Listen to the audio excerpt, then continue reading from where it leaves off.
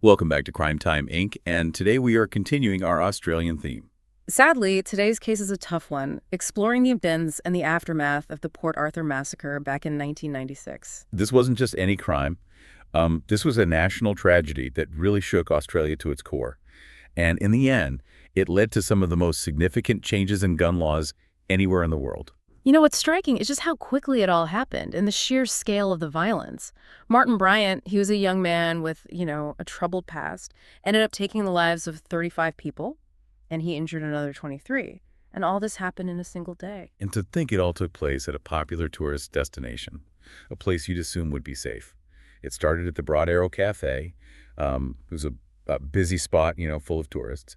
And in just a matter of minutes, 20 people were killed, and 15 more were injured. Yeah, the cafe was absolutely packed with people waiting for the ferry.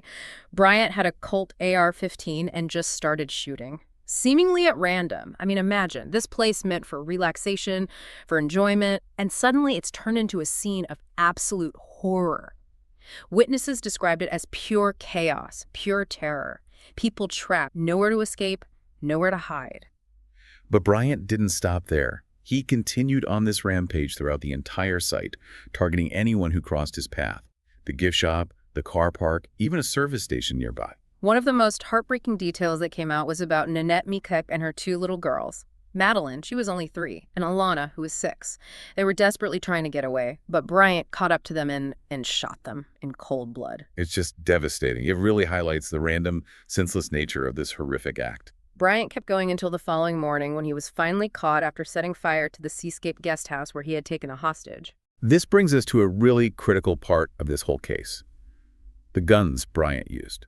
A semi-automatic Colt AR-15 and an L1A1 self-loading rifle, both incredibly powerful weapons. What's even more shocking is that he obtained them legally. Yeah, that's why it's so important to understand what Australia's gun laws were like before this massacre. Back then, owning a gun was fairly common, and the regulations were, compared to today, pretty relaxed. So Bryant, despite, his history of mental health struggles, was able to buy these firearms without raising any red flags. And it was that very issue, this easy access to these types of deadly weapons, that sparked the national conversation after the massacre. Absolutely. Port Arthur was a turning point for Australia. Prime Minister John Howard, who had just been elected, recognized this as a chance to tackle what many Australians saw as a very serious problem: the widespread availability of guns, especially the semi-automatic ones. This wasn't just political maneuvering. This was a direct response to a profound national trauma. The public was calling for stricter gun control, and their voices were loud. Within just 12 days of the massacre, the Australian government put some major gun law reforms into action. These reforms were sweeping and, honestly, in many ways, pretty groundbreaking for the country. They banned semi-automatic rifles and shotguns. They started a mandatory buyback program. The government actually purchased and destroyed over 700,000 firearms. And they brought in much stricter licensing and registration requirements. It was a complete overhaul of the entire system. Of course, such significant changes wouldn't have been without controversy, right? Oh, you're absolutely right. The reactions were mixed. You had gun control advocates and a large part of the Australian public who were in favor of the reforms. But then you had the pro-gun groups and even some state governments, especially in Tasmania and Queensland, who were fiercely opposed. They argued that the reforms were a violation of their rights, and they didn't believe the reforms would actually prevent future tragedies. So how did Prime Minister Howard manage to push through such significant changes, especially with that level of opposition? It was a combination of factors. The sheer scale of the tragedy at Port Arthur definitely played a huge role. And you can't discount the overwhelming public support for change. But Howard was also a skilled politician. He knew how to frame the issue. He emphasized public safety. He stressed the need to protect the community from this kind of senseless violence. He also had the backing of some key individuals from the opposing side, didn't he? Yeah, that was absolutely critical. Both Tim Fisher, the leader of the National Party, which was Howard's coalition partner, and Kim Beazley, the leader of the opposition Labour Party, they both supported the reforms.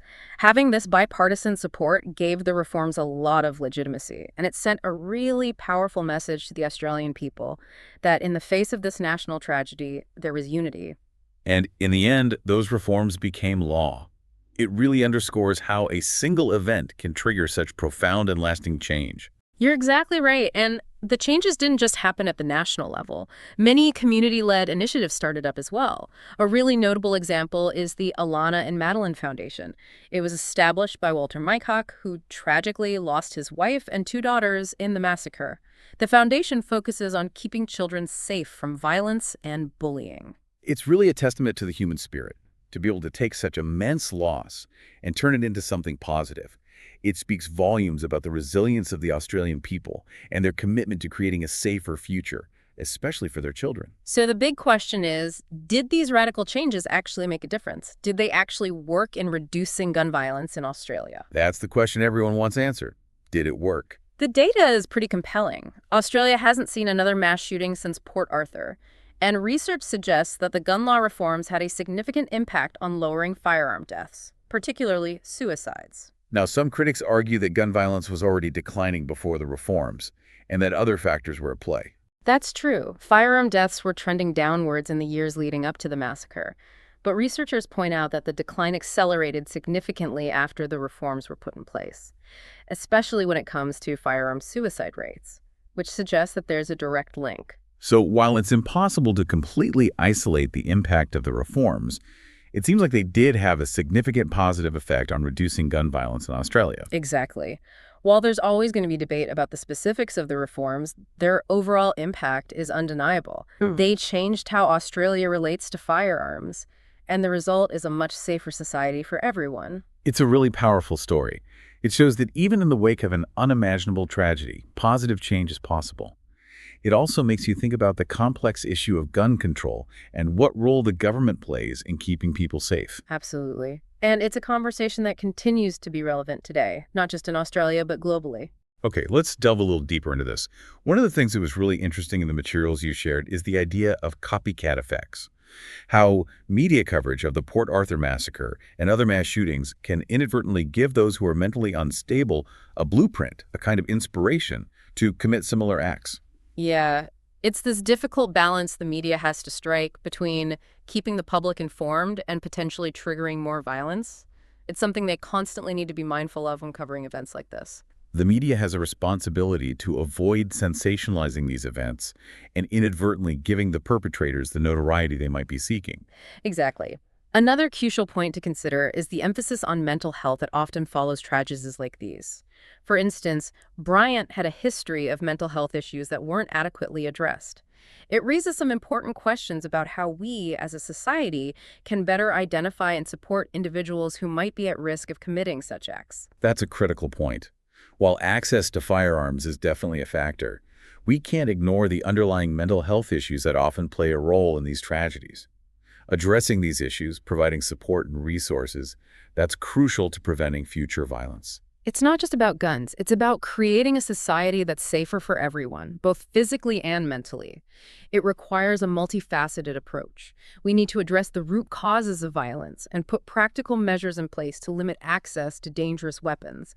And the Port Arthur Massacre really drives home the point that change, even on a sensitive and complex issue like gun control, is possible when there's collective will and a commitment to finding solutions.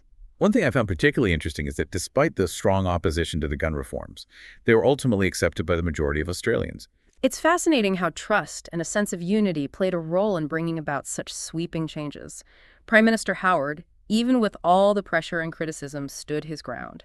He reassured the public that these measures were for their own safety. And while some disagreed, many Australians chose to trust their government and accept the changes for the greater good. It really highlights the power of strong leadership and the ability to bring a nation together around a common goal, even when it involves making difficult and controversial decisions. Absolutely. And it emphasizes the importance of open and honest dialogue, of addressing people's concerns and fears directly. The gun control debate can be very emotional, but in Australia, it ultimately led to a positive and lasting outcome. It's a story that, while born out of tragedy, offers a glimmer of hope. It shows that through open communication, taking decisive action, and a willingness to work together, we can overcome even the most challenging obstacles. And that, I think, is one of the most valuable lessons we can learn from this dark chapter in Australian history. You know, it's also important to remember that Port Arthur had impacts that went beyond the immediate political and legal responses. We saw some major cultural shifts as well. In what ways? Well, one big change was in how Australians viewed gun ownership. Before the massacre, particularly in those rural communities, guns were seen as a symbol of freedom, self-reliance.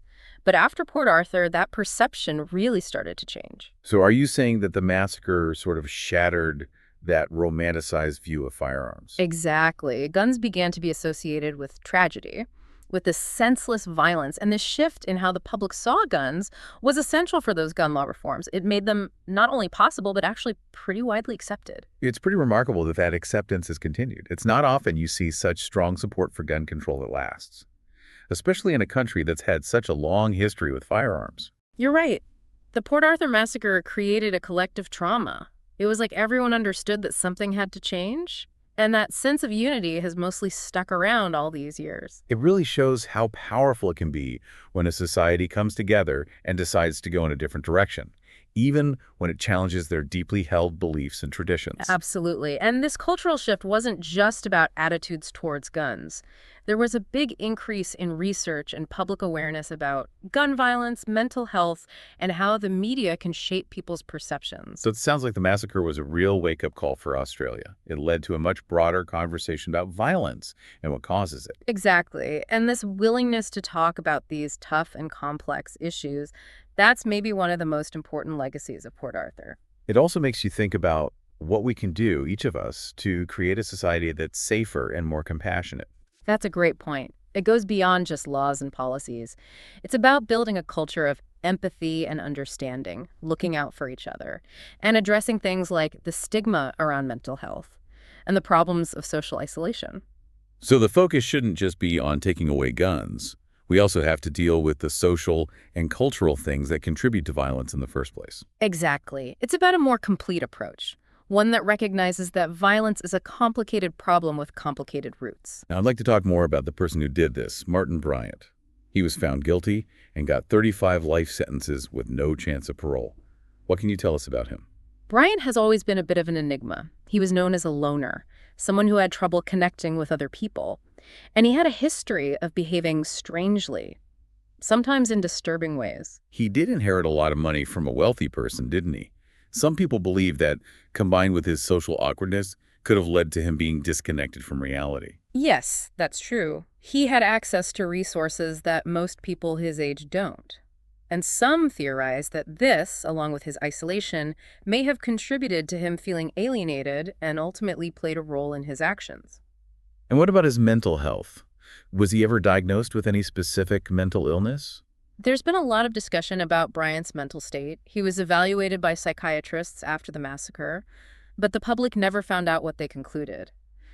There are reports suggesting he had an IQ of 66, which means he would have been considered intellectually disabled. And there was also his documented history of cruelty to animals. It sounds like there were a lot of warning signs there, but he was still able to legally get guns. That's exactly right. It was one of the biggest issues that the gun law reforms aimed to fix. Those stricter licensing and registration requirements made it much harder for people with mental health problems or a history of violence to get firearms. So these reforms were, in a way, a direct response to the things that happened in Bryant's case. Yes, you could say that. The reforms were meant to close the loopholes in the system that allowed Bryant to slip through. The goal was to create a system that could identify people who might be a danger to themselves or others, and then keep them from getting guns. What about Bryant's life now? It's been more than 2 decades since he was sent to prison. How has he been handling his life sentence? Reports coming from the prison describe Bryant as a difficult inmate. He demands a lot. He's been in a number of fights with both guards and other prisoners, and there are serious worries about both his mental and physical health. It seems like he's still struggling to understand the enormity of what he did. It seems that way. He hasn't ever publicly shown any remorse for his crimes, but it's hard to imagine that those actions don't haunt him in some way. This case really forces us to confront difficult questions about taking responsibility and the nature of evil. Can we ever really understand what would push someone to do such awful things? That question has bothered investigators, psychologists, and everyday people for years now.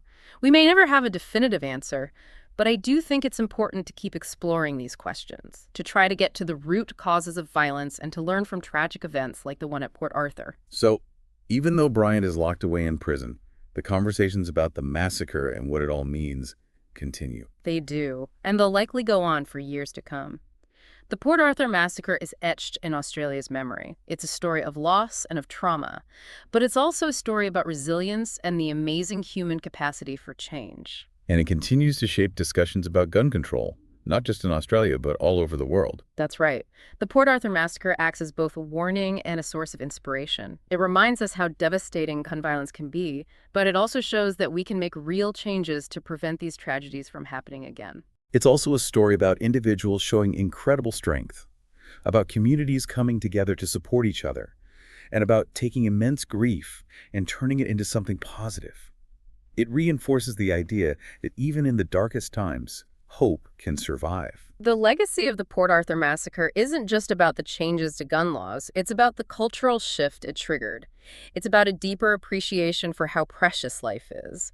And it's about a determination to prevent something like this from ever happening again. It's a legacy that continues to shape who Australia is as a nation. It influences its values and the way it talks about violence and how to stop it. And there are valuable lessons for the rest of the world, too. Lessons about open and honest communication, about taking action when it's needed, and about learning from past mistakes so that we can create a safer future. It's a story that starts with tragedy, but it also carries a message of hope. It demonstrates the power of the human spirit to overcome adversity and to build a better world. It's definitely something to think about. The impact of the Port Arthur Massacre reached far beyond Australia, and how they responded raises a question. What does it all mean for the rest of the world? Is it something other countries can learn from? That's a really important point, especially for countries struggling with gun violence and haven't found a way to address it effectively. What Australia did shows that even when a country has a strong gun culture, big changes are possible.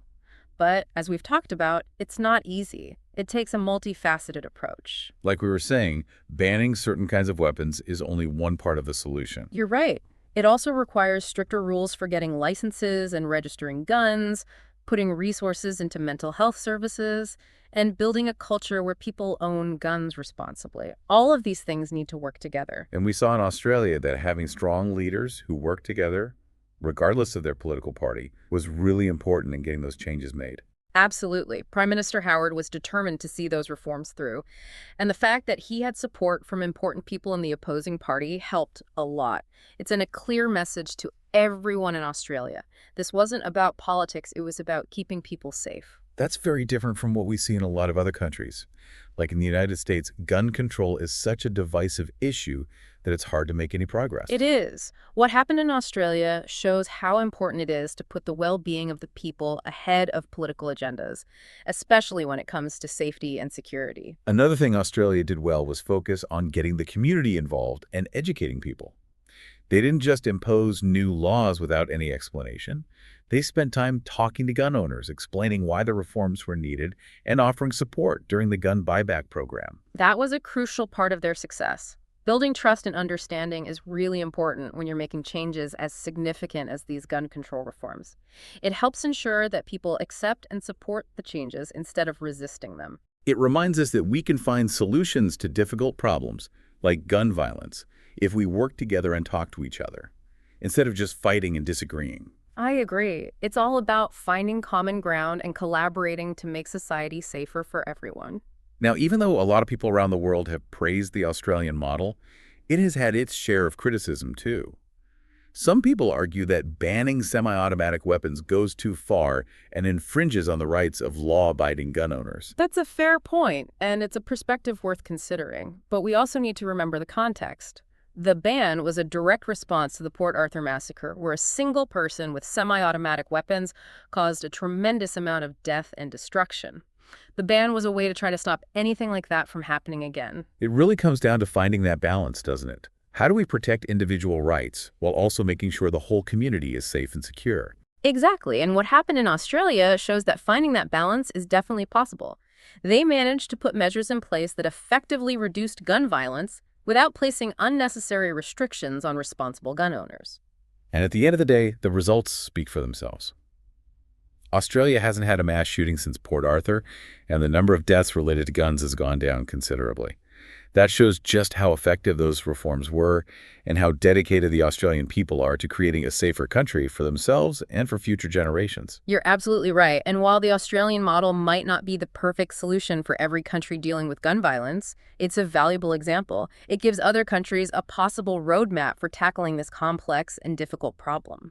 It's a story that started with a terrible tragedy, but it's also a story about resilience, hope, and how positive change is possible. The Port Arthur Massacre reminds us that even when we go through immense suffering and loss, we can still learn from those experiences, adapt, and create a better world. And perhaps that's the most important thing we can take away from this heartbreaking event. The potential for positive change is always there. It's a reminder that we have the power to learn from difficult situations and work together to build a brighter future. Yeah, it really makes you think about how these kinds of events, these tragedies, can have such a wide impact, and how they can be a catalyst for change, even on a global scale. And with that, we'll conclude our deep dive into the Port Arthur Massacre. We hope you'll join us again soon for another look into a captivating true crime story. Until then, stay safe and keep those critical thinking caps on. This case brings up a lot of interesting topics for Simon and Tom to talk about in their weekly review on Sunday, but in the meantime, tune in tomorrow for another great true crime episode.